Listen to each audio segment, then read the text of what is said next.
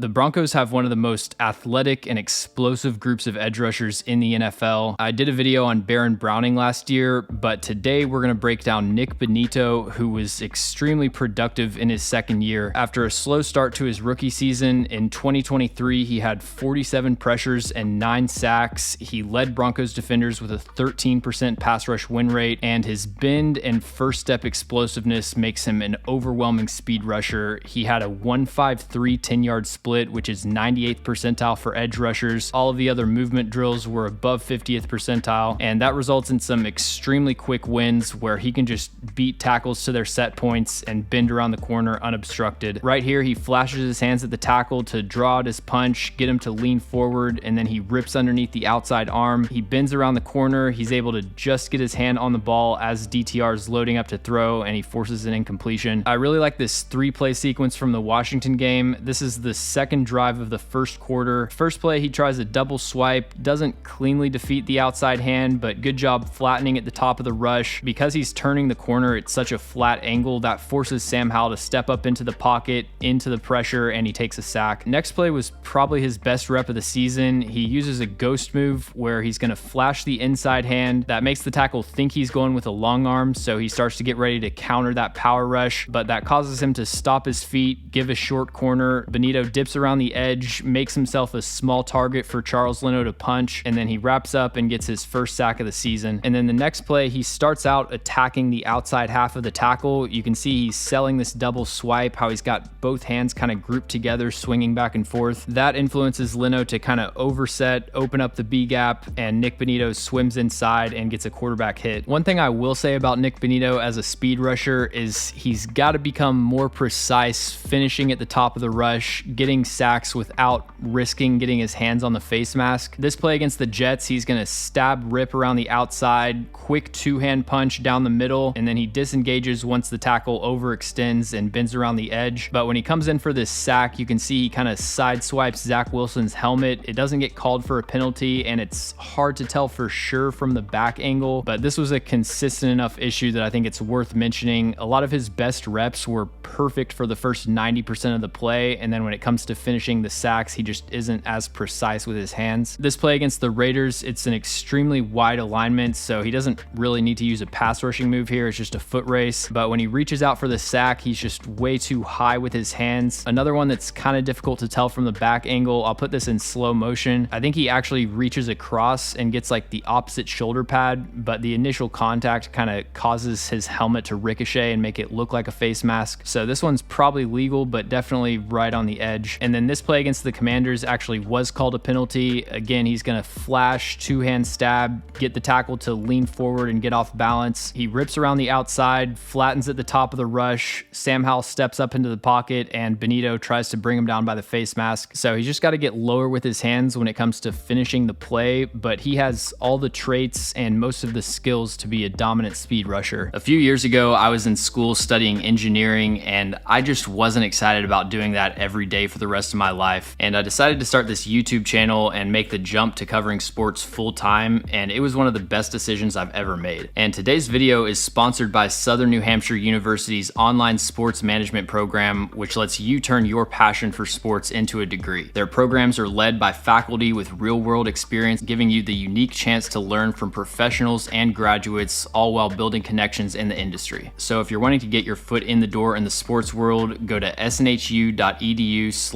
to Z sports, also linked in the description, to see if you qualify for SNHU's sports management program. Now, he doesn't have very long arms, and he isn't as effective winning with hand fighting. A lot of times he doesn't even need to beat the hands because he gets from point A to point B so quickly. But when he faces a tackle with a lot of pocket range or a huge wingspan, he can kind of get shut out. I thought his matchup with DeJuan Jones was probably the most lopsided that he faced last year. If he can't just outrun you or use a ghost move to get you off balance, he isn't as effective with his cross chop and double swipe. So he'll have some instant wins with his speed rush, and that will improve as he improves his hand usage. But what I think will make him a successful player is how quickly he can get into his counters. He knows when a blocker's leaning or putting themselves in a position they can't recover from, and he knows how to exploit that. And you actually saw an example of that in his matchup with DeJuan Jones. He starts to attack the outside, raises up the inside arm to make it look like he's using a cross chop, but once Jones two-hand punches, he spins inside, picks him on the back with the offhand, and gets into the pocket. He does a good job of setting up these inside counters, transitioning quickly into the B gap, but he can also adjust his pass rushing plan on the fly, and he's just an incredibly smart and instinctive football player when it comes to taking what his opponent's giving him. This play from week 12, he's initially getting into his speed rush, but he recognizes that the B gap's wide open and the tackle is leaning upfield and outside,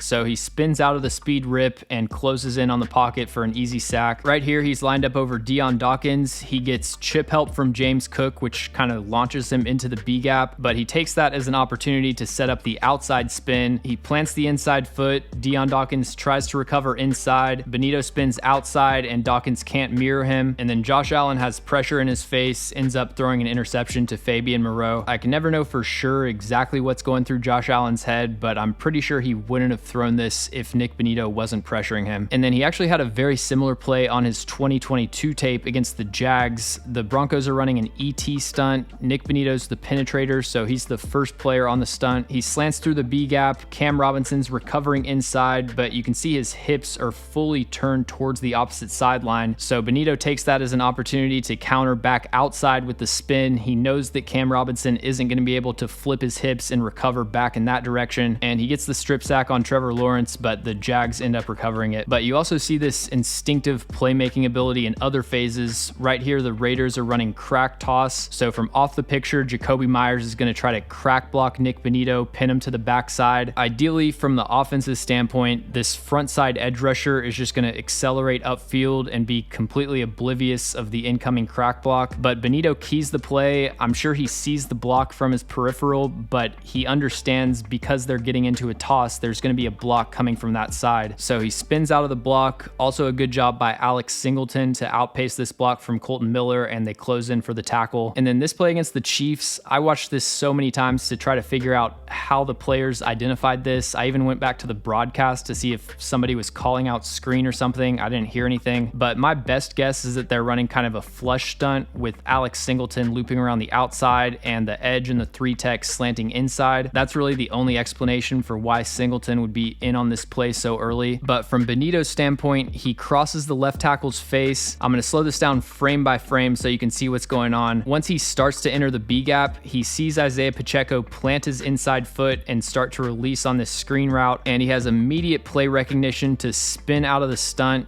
get in perfect position to shut down the play. I think the main way he can take a step forward as a pass rusher is improving his bull rush. Because he's so explosive, he can actually get into the blocker's frame and create some knockback, but he doesn't really have the leg drive and play strength to sustain and build on that power, and tackles are eventually able to find their anchor. This play against the Vikings, you can see how explosive he is into initial contact, ends up displacing Brian O'Neill a couple steps, but eventually the tackle's able to set his anchor and Bonito's power dies out. He's reaching out to try to get a hand on Josh Dobbs, but he can't get any further into the pocket, and Dobbs is able to stay clean and find TJ Hawkinson wide open down the field. You can also neutralize his speed to power with jump sets and early punches to kill his momentum before he really gets going. If you just throw out a quick jab early in the rep, he can't really regain that surge and generate any sort of power. This is never going to be the primary way that he wins, but he does need it to be a more consistent changeup to unlock his full potential as a pass rusher. Now, I think he's still more of a second or third complementary edge rusher because he is kind of limited as a run defender. He definitely improved from year 1 to year 2, and there's a chance that he develops into a capable early down edge, but he'll probably always be someone that you'd just rather not have on the field if you think the offense is running the ball. He's too light to really anchor and set a firm edge consistently. He'll get washed out of the play when he's trying to hold the point on the front side, and he's also an out of control tackler. This graph shows his stats from 2023 compared to every edge rusher since 2006 with at least 400 snaps. So every point on each plot is an individual season from a player, and his 34.3% missed tackle rate is below first percentile, but you can also see he was in the 72nd percentile in run stop rate, so he can at least make plays in run support. And similar to his pass rushing, his athleticism allows him to get into the backfield in the blink of an eye and blow up the play before blocks can set up. Right here, the Chargers are running power, so the left guard is pulling. He's got a kick out block on Nik Bonitto, but Bonito just outruns him, beats him into the backfield, and gets the TFL. This play, the the Commanders are running inside zone with a split block from the tight end, John Bates. Again, Nik Bonitto just gets into the backfield before the block can even set up and gets a TFL. And then this play against the Texans, he's able to outpace this backside cutoff from the tight end and make the stop. And I mentioned that his run defense improved in 2023. Despite his size, I actually think he has solid technique when it comes to shedding blocks and setting the edge. Really good job right here to establish early extension on the front side, lock out the tight end. Because the blocker can't get into his frame, he's able to set an edge and then disengage once the running back enters his gap. Right here, he uses kind of a push-pull on Rashawn Slater to shed the block, get him on the ground, and get into the backfield. And then on this play, Mekhi Becton is able to create a little bit of early knockback, but good job by Nik Bonitto of resetting his base, taking a hop step backwards. That basically gives him a second chance at engaging with the block. He gets underneath his pads and slips around the outside. He could absolutely continue that development arc and become a serviceable run defender, but unless he's like a Micah Parsons level pass rusher that you just can't afford to take off the field, I think you'll probably want to sub in bigger defensive ends on early downs. So Denver has a lot of really exciting complementary edge rushers between Nik Bonitto, Baron Browning, and Jonathan Cooper. They still don't have a true number one, although Baron Browning has the potential to become that, and you can actually invest in his career now at $10 per share. I think Hassan Reddick or Bryce Huff is a good high-end comp for Nik Bonitto, and the 2025 draft could be a good opportunity to add a number one, which would allow the players they already have to slide into a more fitting role. This is my full scouting report. I've also added these player ratings for their individual skills. It's scaled so that 50 is exactly league average, and the overall scores aren't just an average of all the individual traits. If you were an 80 in every single pass rushing skill, for example, that would be a lot better than just an 80 overall score. And for Bonitto, I think the biggest weaknesses in run defense are tackling and anchor, but he is really good at reading the play, and he can shoot gaps and sidestep blocks. As a pass rusher, he's got elite explosiveness. He's really quick, good bend at the top of the rush. He's just a natural when it comes to getting into his counters, but his hand usage and power rush do need some work.